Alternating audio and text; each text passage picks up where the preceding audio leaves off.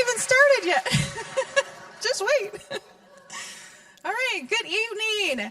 I'm happy to be here tonight. I'll be a little bit happier at 8:30. But yeah, so tonight I get to talk to you guys about the birds and the bees. Aren't you excited? Okay, literal birds, literal bees. Yeah, so yes, my title is Deep Thoughts with the Crazy Plant Lady. Allison came up with that for me, and I thought it was pretty fitting, so we went with it. I did have someone mistakenly think that it was Dirty Thoughts with the Crazy Plant Lady.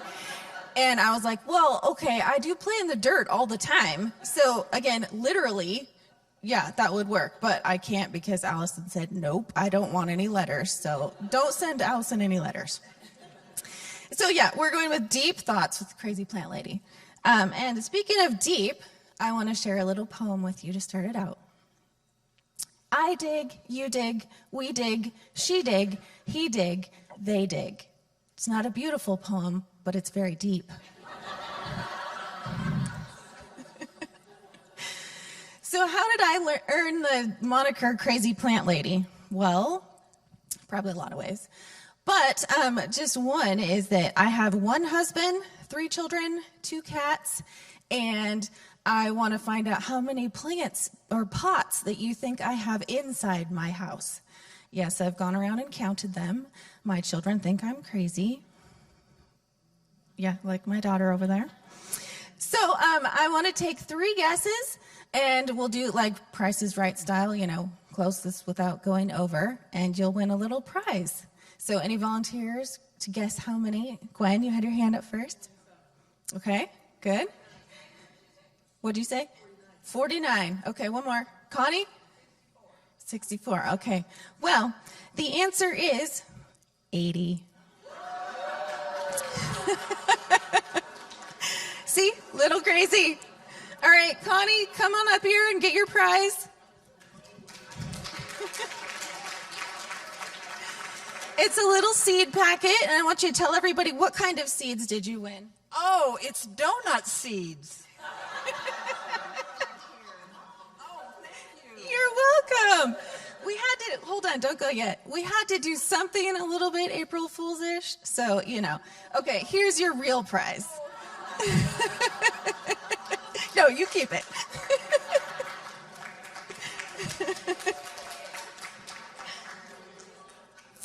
So I started working at a nursery last August, and one of the perks is that I get to bring home plants that are slated for the dumpster. So yeah, I dumpster dive. Yeah, so I bring home a lot of stuff, including that plant that I got for Connie. It was slated for the dumpster. I brought it home, threw it in my greenhouse, and voila, it looks great now. See, that's why I love buying clearance plants and, you know, that sort of thing. It's just, it's fun to see if I can revive it and turn it into a good plant. I'm also learning to propagate, like grow more plants from the plants I have, so that also increases the amount of pots I have inside, because I'm just trying things out. So yeah, if you are going to get a gift from me over the next year or 2, it's probably going to be a plant. So, you know, just be prepared. And in this process, I also bought myself a greenhouse, and that feeds my obsession a little bit too much. But, you know, we won't talk about that. All right, so, and I just wanted to show you a little bit of what it looks like inside my house. This is my dining room. That windowsill has, it's either 14 or 15 plants on it. And there's a giant tree in the corner. That's a lemon tree. It hasn't produced anything yet. I'm still working on it. But the reason there's so many plants on that windowsill is because there's some of them that have like little tiny ones that I'm trying to grow that are from other plants. So that's why there's so many. And then this is my craft desk. Haven't been crafting in a while. This is my living room, looking out to the backyard. So a few things of note here. There are things in the backyard like, okay, so this hummingbird feeder, there's a bird feeder station here, and there's another bird feeder station here. So I can sit inside and watch the birds. And then I have another one right here on the window, and that's where my cats can also sit and watch the birds, and it provides entertainment for us. So, that's fun. And then I've also got 10 plants on the windowsill, and then right here in the middle is my other favorite thing. So I like to sit here in the middle, where right underneath here is a heater vent. And so I sit right there looking outside, drinking my coffee, looking at the plants and the birds. It's my favorite place. So yeah, it's a little fun. Oh, and then this is part of my backyard. This is my staging area, and it's almost always full. And I tend to bring stuff home from the store all the time. I probably shouldn't be allowed to go to Fred Meyer or Home Depot or Costco or any nursery or Lowe's or anything like that by myself. But it happens. And so right there, there's 31 plants waiting to be planted. And that's right now. It's barely spring, but I can't help it. It's fun. So yeah, last thing about Crazy Plant Lady is that I had this lady come into work, and she was gathering up a whole bunch of little tiny plants for her indoors. And I was just watching her, and she was just having so much fun. And I was like, is you in here being like a kid in a candy store? And she goes, how'd you know? And I said, well, because I'm like that. And she goes, but it's so much fun. And I said, yeah, that's why my friends have been calling me the Crazy Plant Lady. And she just looks at me straight-faced, and she's like, so? So there you go, a little bit of explanation. Over my lifetime, I have learned that my favorite place to be is outdoors with the wildlife and the flowers, or inside when it's too cold and looking outdoors. It's where I experience God the most, in nature, and just looking at all the details that he's provided for us. It's my favorite. I love the details, like thinking about, how do birds fly? I want to fly. How come I can't fly? I don't get it. Or how flowers get knocked down in the rain, or when it's freezing outside, and then those little stalks that they have, they bring them back up when the sun comes out. How does that work? I don't get it.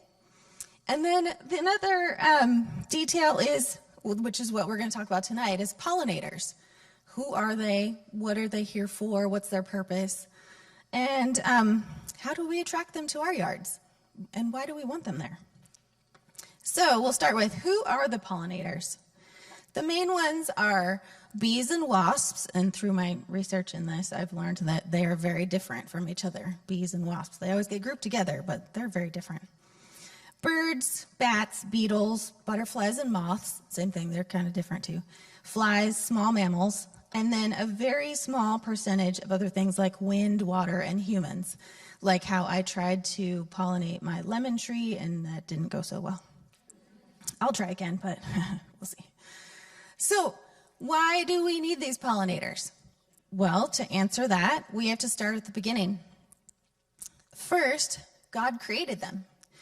Genesis 1:21 says, so God created the great sea creatures and every living creature that moves, with which the waters swarm, according to their kinds, and every winged bird according to its kind. That was the 5th day.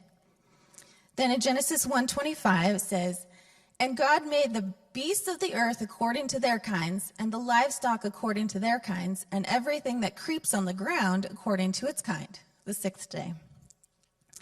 Then after God created Adam and Eve, in Genesis 1:21 it says, and God blessed them. And God said to them, be fruitful and multiply and fill the earth and subdue it, and have dominion over the fish of the sea and over the birds of the heavens and over every living thing that moves on the earth. So humans were put in charge of all the animals to rule over them. And a good ruler takes good care of their subjects, right? And then my favorite part is Genesis 2:15. The Lord God took the man and put him in the Garden of Eden to work it and keep it. You know what that means? Before there was sin, God's perfect place for man was working and living in a garden. It's no wonder I feel so close to God when I'm outside playing in the dirt. That's where we're supposed to be. And then, let's see, the other reason we need pollinators, they are vital to plant life reproduction. This is a little bit technical part, but some plants self-pollinate, which means they can, the flowers can get pollinated within themselves, or when the flowers receive pollen from other flowers on the same base plant. So it's like within itself, kind of. And then cross-pollination, which most plants need, occurs when the flower receives pollen from a flower from a different plant. So hence, we need pollinators to do that. We need something to go from this plant to this plant. So how much do plants rely on pollinators? Well, 80% of flowering plants rely on animals for cross-pollination. This includes the majority of crops used to grow our food, which includes fruits, veggies, almonds, chocolate, drinks like coffee and tea, spices like thyme, rosemary, mint, vanilla. I mean, we wouldn't have vanilla milkshakes. And plant-based dyes and medicines we use. There's so much stuff that needs to be cross-pollinated, and pollinators need to do that. So how do we attract pollinators to our yard? Well, tonight we'll just talk a few of them. Some of the general things we can do are create a natural habitat or pollinator garden. This can include reducing your area of lawn grass. Lawn grass is not very beneficial to hardly anything. This is kind of just a, FYI. Lawn grass might look good, but it's not really useful. It takes a lot of water. It also takes a lot of fertilizer, pesticides, all that kind of stuff, which is not good for pollinators. And not good for your pocketbook when you're watering it a lot. So, natural areas are really good for that. We have lots and lots of native plants that we can use around here that are pretty and attract a lot of pollinators. So it's really helpful to do that. Unless absolutely necessary, try not to use pesticides or insecticides. Most pollinators are insects. They do get affected by that. So, I'm sure you probably knew that, but, sometimes it's like, oh, yeah, that makes sense. Yeah, and you can find other things to use. Like, I was in the store this morning, and this guy behind me was like, yeah, I figured out that you can use, I don't remember what he had, like hydrogen peroxide or something, mix it with water, and pour that on plants, or on weeds to get rid of them. And then I was like, yeah, you can also use boiling water. That's just, boil some water, pour it on your street weeds or your sidewalk weeds or whatever. And then you won't be using anything that can get into the groundwater or that would be lethal to any insects out there. The other thing you can do is find some kids, pay them like a penny a weed. That's what my parents did when I was growing up, and I'm a perfectionist, so I got every single tiny little weed out there. It's a win-win for you because you get rid of your weeds and the kids get time outside in the fresh air and they make a little bit of money. So yeah, do it. And if you don't have your own kids, use your grandkids, use your neighbor kids, use your church kids, just find some kids.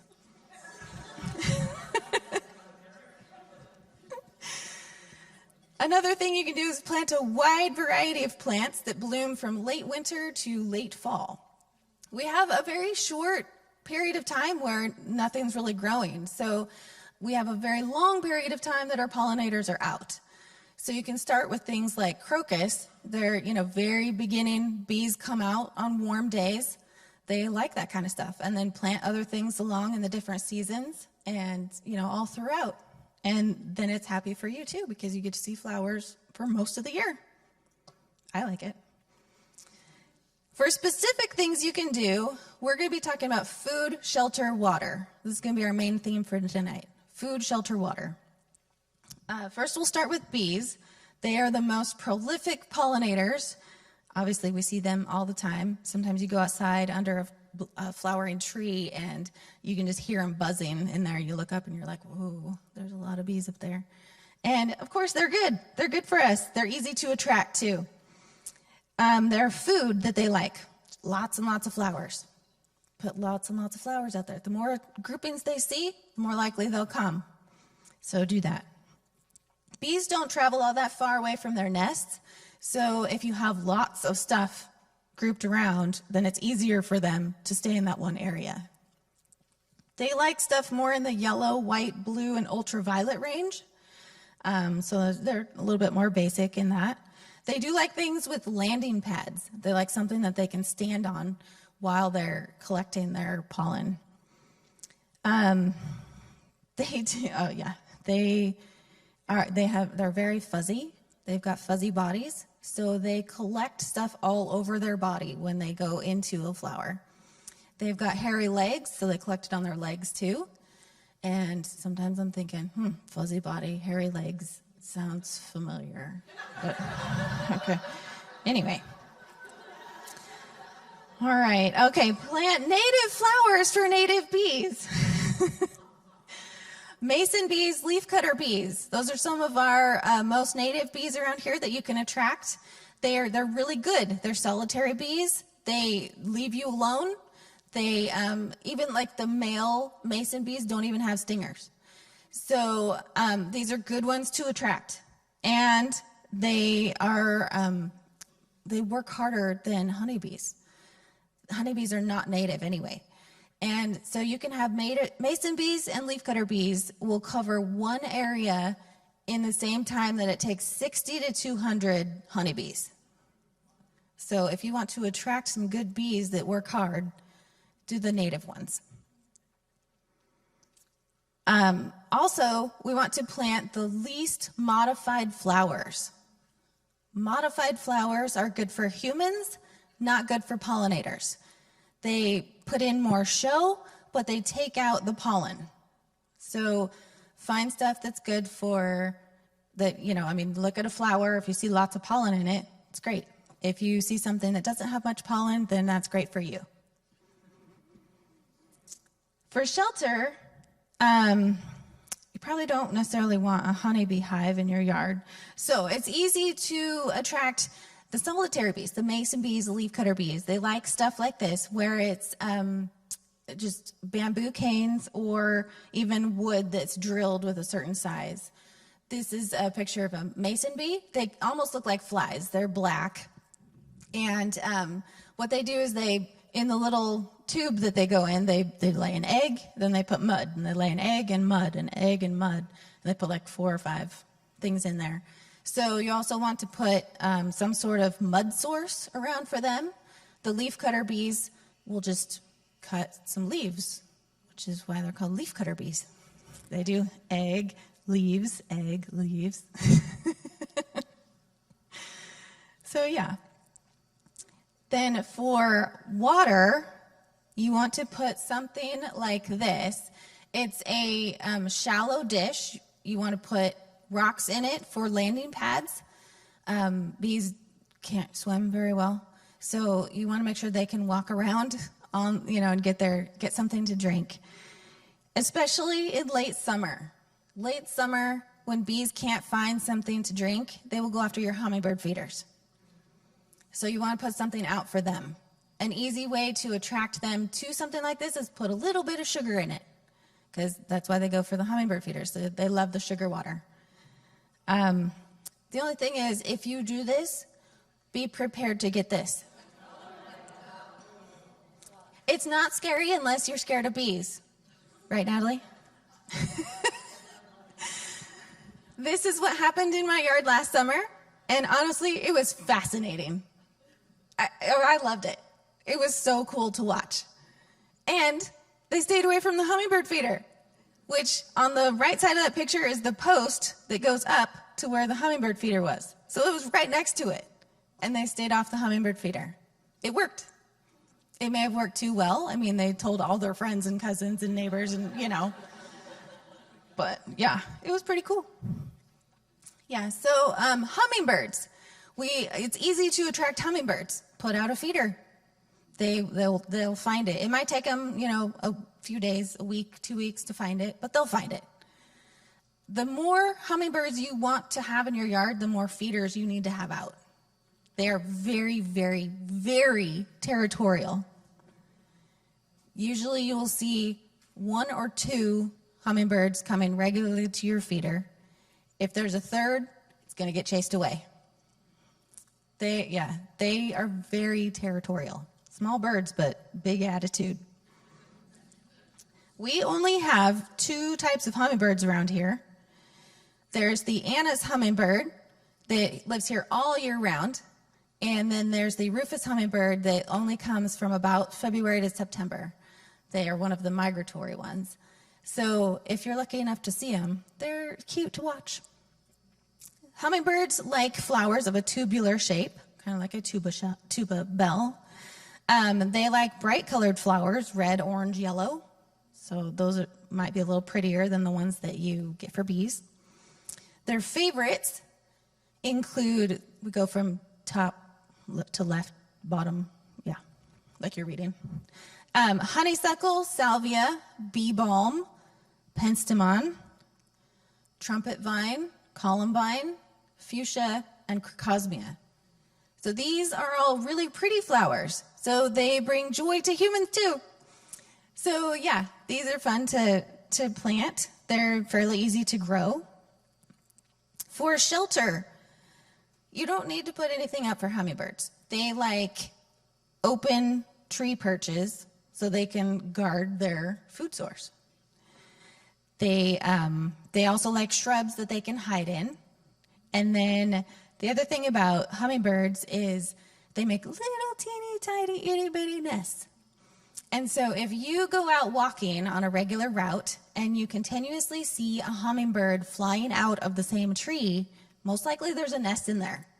You have to really look to find it. It blends in with the tree. This is a mama hummingbird that was in our neighborhood last year, and she's sitting in her nest with 2 little babies peeking out underneath her. The nest is only big enough for like the mama bird, which I can't believe there's 2 little ones in there. But then we caught another picture of the 2 little babies. It was so adorable. Oh my goodness. I walked by it like every day. So yeah, those are really fun to see. Water. Obviously put out feeders with sugar water. You definitely want to change those. Change those at least once a week, at least. More often in the summertime. Don't let it get super hot. When it's hot outside, the water in there gets hot, hot, especially if it's a glass one. Those heat up, and you don't want your birds eating or drinking like boiling temperature water. It's not good for them. But you also want to clean it because they do get moldy inside, and you don't want your birds getting sick because that's sad. But you also have to watch out. Some feeders you do need to keep an eye on. They do fill up with rainwater if they're not designed super properly. Some of the ones that I have right now, they are very pretty. Again, pretty to humans doesn't always mean functional to the things we're trying to attract. So the ones right now I was noticing, it's never getting lower, but I see the birds coming to it. Well, it's because it was filling up with rainwater. It's not quite a great design. So just keep an eye on that kind of stuff. Ladybugs. Ladybugs are fairly easy to attract too. Just plant stuff that aphids like. Aphids bad, ladybugs good. They are one of the many beneficial beetles we have, and they're also an accidental pollinator, especially when they're wet. When they're wet, it just sticks to their bodies when they crawl around in the flowers. They like flat or umbrella-shaped flowers like these, like yarrow or dill or cilantro or Shasta daisies, stuff like that they can just crawl around on. Fun fact, I didn't know this until like last week. Cilantro plants, when they have seeds and the seeds dry out, that's coriander. I didn't know that, but I also don't like to cook, so not surprised I didn't know that. And I don't like cilantro. Sorry to everyone else who does, but I hate it. All right, shelter for ladybugs, not needed. They find their own. It's totally fine. Water, you don't really need to put anything out for water for ladybugs either, but you can put out a small plate of water if you would like to. What you do need to know about ladybugs, though, is what their larva looks like, so you don't kill those off. Ladybugs lay little tiny yellow eggs like that, and the little black thing above it is their little baby larva. They don't look anything like a ladybug. And I learned this the hard way. Yeah, I learned though. So you got to know what it is that the thing you're trying to attract, you have to know what it looks like through all the cycles that it goes through so that you don't get rid of them. This is the life cycle of a ladybug. They lay their eggs, then the larva, like that little black one, then they get bigger and they get orange stripes on them, and then they turn into that pupa and they kind of squish together, kind of like caterpillars turning into a butterfly, and then they emerge out of that into a ladybug. So you have to know what you're looking for and what not to kill. Aphids, yes, you can get rid of those, but yeah, don't get rid of baby ladybugs. We like ladybugs. Butterflies. Some of the most common we see are the western tiger swallowtail, the purplish copper, the painted lady, that's the orange one, they're really pretty, and the cabbage white. Those are pretty prolific around here. They're another accidental pollinator. The pollen gets picked up on their legs while they drink the nectar.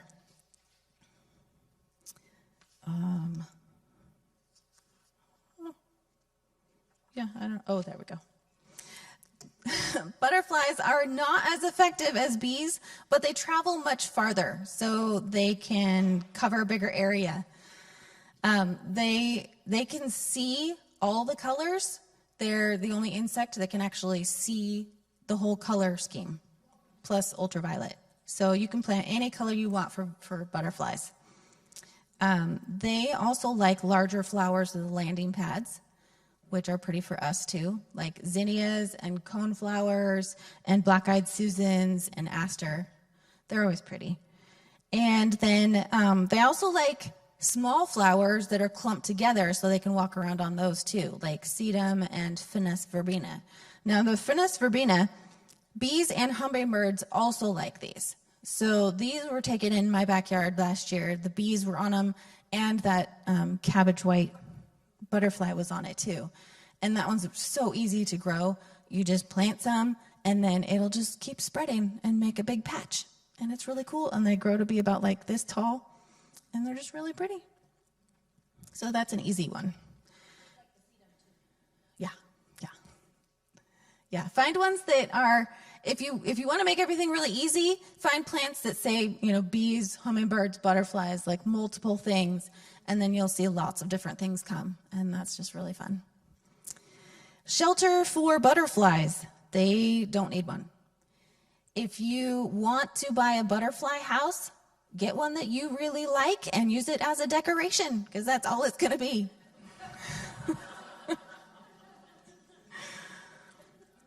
As for water for butterflies, this is a weird one. Butterflies, super pretty. What they like for water, mud puddles. Kind of weird. To make a puddler, what you can do is take those little, like a wide saucer like you did with the bees, but this time put soil or sand in it, and then you can sprinkle a little bit of salt on it, and then just make sure it stays moist. So, and then just make sure, like on hot days, keep it really moist in the afternoon, and then just watch your butterflies come to it. I have not done this before, but I think I'll try this summer and just see what happens. Seems pretty easy. And as for, just like with ladybugs, you want to make sure that if you want butterflies, you have to be okay with having caterpillars. Caterpillars do eat your plants, like the hungry caterpillar, but no caterpillars, no butterflies. So you have to be okay with that. If you don't want them eating your special plants, plant in a section away from that the caterpillars really like, and just hope that they stay over there. But good luck. All right, so now that we know about some of the pollinators around here and how to attract them to our yards, we want to talk about how we can attract people to us and attract them to wanting to live a life for Jesus. First, we will apply the same concepts, like, why do we need to? Well, because Jesus told us to. In Mark 16, 15 and 16, Jesus said to them, Go into all the world and proclaim the gospel to the whole creation. Whoever believes and is baptized will be saved, but whoever does not believe will be condemned. As believers, we know what the high stakes are, and I don't think that any of us want anyone else we know to be condemned. So this is pretty important. It also says that when Jesus was talking to his disciples, he also told them, "You are the light of the world. A city set on a hill cannot be hidden, nor do people light a lamp and put it under a basket, but on a stand, and it gives light to all in the house. In the same way, let your light shine before others, so that they may see your good works and give glory to your Father who is in heaven." Now, this isn't saying that they need to see your good works that you've done on your own. It's to give glory to God in heaven. That's the point. So this begs the question, are we attracting people to want to live a life for Jesus? Or are we making them not want anything to do with Jesus or his church, which is us? Or does anyone outside of our church circle even know that we live for Jesus? Anyone like family, friends, neighbors, coworkers, the mail lady, anyone that we know and come across? Do any of them know? We can apply the same three concepts to attracting people as we did to attracting pollinators: food, shelter, water. I'm going to preface this by telling you that if you know the story of Martha and Mary, the sisters in the Bible, I am a Mary through and through. I am not a Martha. I'm not a doer. I'm a sitter and a talker, or a listener, at least. One-on-ones are my favorite, maybe 2 or 3-on-1s, but get more than 6 people and I'm out. It's a little bit too much for me. Okay, so this time we'll start with shelter, and we want to know, is your home an inviting place to be for people to feel comfortable in? It does not have to be spotless. No one cares about the dust that's anywhere or that your bathroom's a tiny bit dirty. It's fine. Where I work, I have to use a porta potty. I don't care if your bathroom is dirty. It does not matter if your house is huge. It can be small. Sometimes big houses are more overwhelming or feel like a museum. So it really does not matter what size your house is. Don't let that stop you. Your house does not have to be fancy like a magazine. People are there to see you, not your stuff. Though I do like it when people come over to see my plants. 1 Peter 3:3-4 says, "Do not let your adorning be external, the braiding of hair and the putting on of gold jewelry, or the clothing you wear. But let your adorning be the hidden person of the heart, with the imperishable beauty of a gentle and quiet spirit, which in God's sight is very precious." This means that you don't need to be spotless, huge or tiny, or fancy either. So just like your house, you don't have to be any of those things. You just be you. Though what we do suggest is that, not yet, that your house be picked up a little bit, just at least in the area that you're going to be sitting. Like laundry doesn't belong on the couch, even if it's clean. If you're going to have somebody over, just, at least have the couch cleaned off. Just someplace where they can sit. It's preferred that it's smelling good. Like, take out the stinky trash. Change the cat litter. Things like that. Doesn't have to smell like Bath and Body Works. That can be a little overwhelming. But just try not to let it be stinky. My husband suggested this one. Have your family members all clothed? Some people feel a little bit uncomfortable when there's little kids running around buck naked. Just saying. So just, make everybody have clothes on. In the area that you're going to be sitting, it might be a good idea to have it be pet-free unless you know that the person coming over is okay with your pets. We used to have a Great Dane, and I'm pretty sure that scared off a lot of people. She was very sweet. She just wanted to lick you to death, but, you know, she was so big. Basically, think about the 1 or 2 most comfortable places that you go to and just try and emulate that. Oh, not that one. And remember that your standards can be a little bit different for close family members or friends or, you know, people that come over regularly. But they just remember, you know, they don't really want to sit on your animal-covered chair either, if that's the only place that's available to sit. So at least throw a blanket over it or something, you know, just make it somewhat inviting. Now, for water, we want to cover their basic needs. Basic needs, doesn't have to be fancy again. Offer your guests something to drink, even if all you have is water. And give them a nice-ish glass. It doesn't have to be fancy again, but not a kid glass that has teeth marks in it, you know, somewhere in the middle. And contrary to Baptist traditions, you do not have to serve a meal. It's okay if you don't eat. I hate cooking. I know there's some other people in here that hate cooking too. I try not to invite people over for dinner because that's more work for my husband. And I like it when he's happy. So I make sure I run it by him first. If you want to have a snack out or candy, you know, that's fine. But it's not a deal breaker if you don't eat for 2 hours. I think we'll all survive.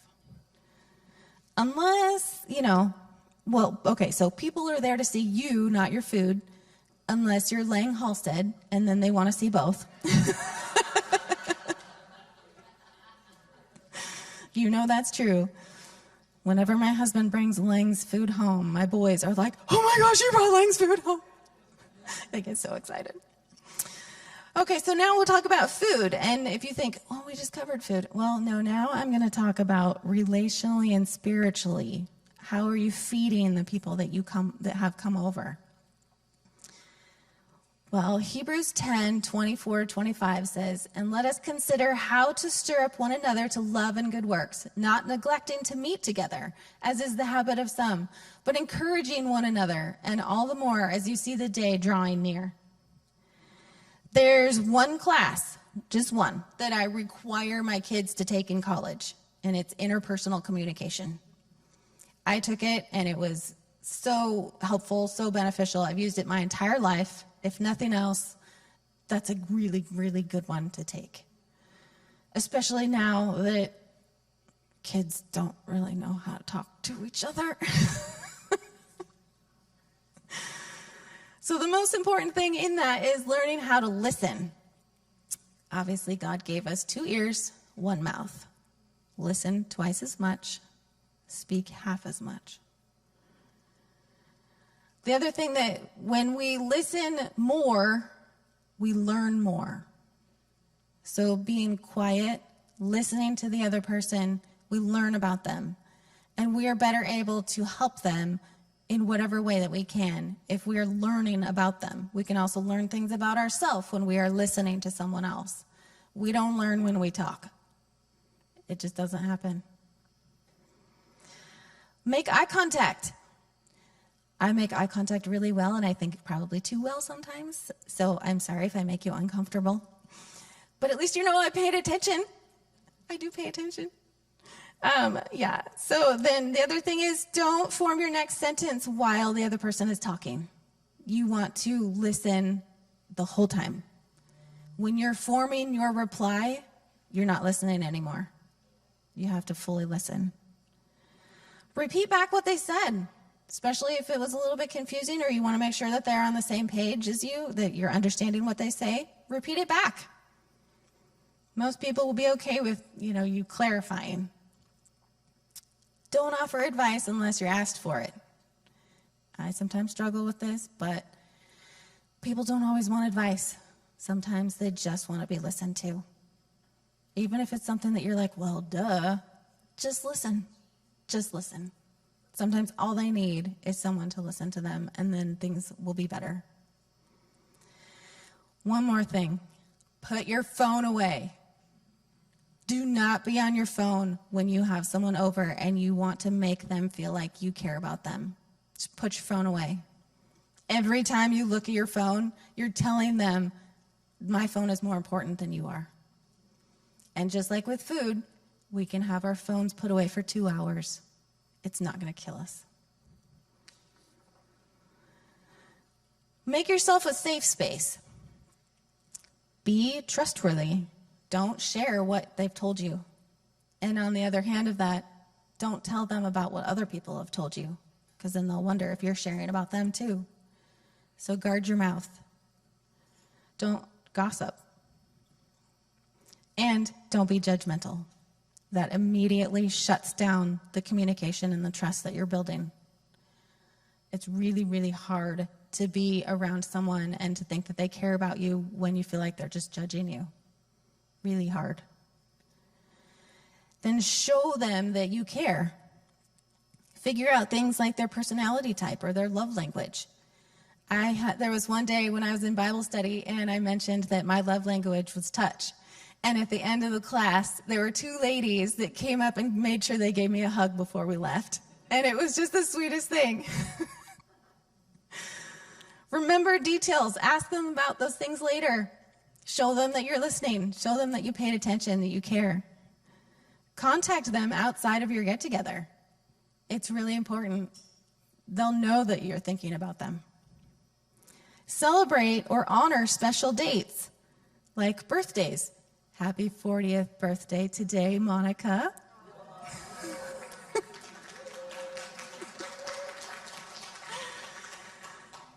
Celebrate Valentine's Day with people you know that are single or widowed. You know, that's a rough day for them. Celebrate Mother's Day with those who treat you like a daughter. Remember days that are anniversaries of the death of a loved one. This one is hard. Today's an anniversary for one of my friends here, so sorry if I tear up a little bit.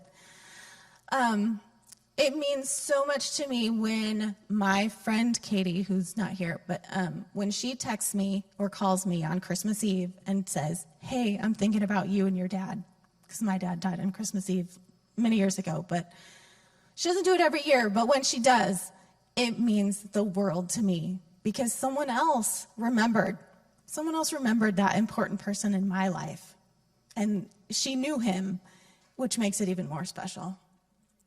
So if you can, remember those dates too, because we have a lot of emotion around those dates.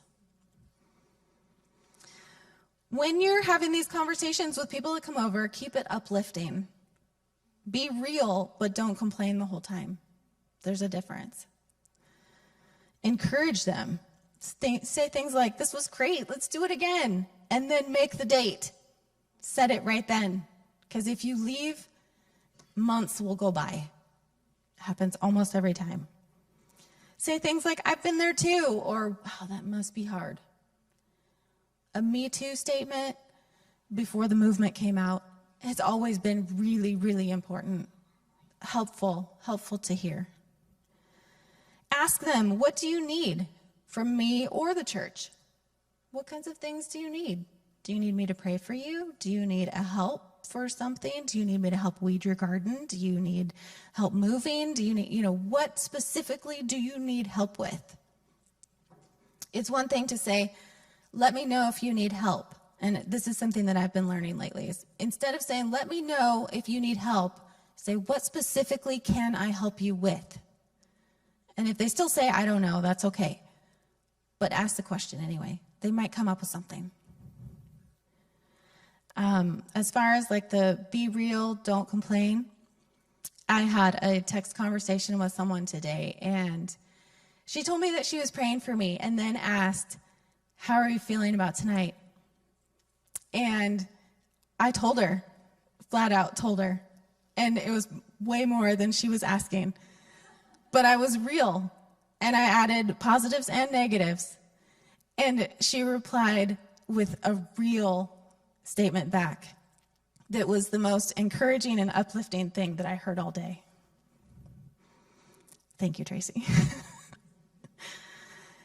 Now, along with how we attract others by the way we live and how we relate to them, I want to know, how can you be a pollinator for God? Meaning, how do you gather God's pollen and his word and spread it around to other people? We will talk about food, shelter, and water again. Shelter needs. Do you have a quiet place of refuge? Some place that you can go to often, that has no distractions. This is my place. This is part of my backyard. I'm surrounded with plants because I love them, with the birds, with the wildlife. It's usually quiet unless my neighbors are being noisy, and then I just put those headphone things on so I can't hear them. But this is one of my favorite places to be. Where can you go? Where's your place to go? You need to make a place. Even if it's just in your bathroom, I don't care where it is, but you need a place that you can go. How do you replenish yourself with water? Which means from the stresses of life. How do you fill your tank? If you are an introvert, do you get enough alone time? You need to fill your tank. If you're an extrovert, are you getting enough people time? We've learned through COVID that, extroverts need their people time. I'm somewhere in the middle. I've figured out that to keep my depression at bay, I need to have 3 really one-on-one or 2-on-1 get-togethers every week. That's what I need. More than 4 and I get kind of exhausted. But that's what I need. And as I've been preparing for this, I haven't had that. So next week, if you want to get together, let me know. I'm available. Are you doing any hobbies? Anything in your spare time that just gives you pleasure? That, things like, I love gardening, but sometimes I need a break from that hobby too. So do you have other things? Like, I love to do puzzles. I haven't done a puzzle in a long time, but sometimes just, having that downtime to just do something that you enjoy, crafting, hiking, reading a book, something. Do you exercise and rest enough? Both of those. We all need exercise to keep our, brains fresh and our bodies rejuvenated. We also need rest for the same reason. Can't do too much of either one. Also, this is kind of a basic one, but we always forget about it. Do you drink enough water? I don't, and I get chastised by my doctor every time I go. Do you eat healthy food? How are we going to be a benefit to others when we're making ourselves sick by not doing the basic things like eating healthy and drinking enough water? Now, as for food, which, again, we included food in the last one, but this is food for your soul. Are you in a Bible study, whether it's by yourself or with a group? This year, I am in a Bible study. I'm in Connie's class. It's been really fun. And it's the first year in a long time I didn't drop out. And so, yes, I'm really proud of myself. But it's also been really good. It's been really, really good for me. I'm the youngest one in there, and I love it. Oh, thanks, Connie. Honestly, they dote on me. They're so sweet. But I learn from them, and I just love it. And more than half of them are here right now, and you guys are great. Do you have a mentor or counselor you can go to? Life gets hard. You need someone to talk to that's not necessarily in your friend group or your family or your neighborhood. Do you have someone that is a safe space that you can go to? Do you have godly friends that you hang out with, that you learn their wisdom? Meet with people that have more experience than you do. Find out what they've been through. How have they dealt with certain things? Other things, read books, podcasts, sermons, anything to just uplift your soul, learn about God. And then on the other side of that, and the side of taking stuff in, you also need to let stuff out. Do you journal? Journaling is a good way to let out the excess. Just let out the things that you've been thinking about, the negative emotions. You can journal about positive stuff too, but sometimes it's nice to just get your emotions out on paper, because then they can leave your brain for a little while and you have space for other things. The other thing to get out is practice confession with God. We talked about this at Bible study this week.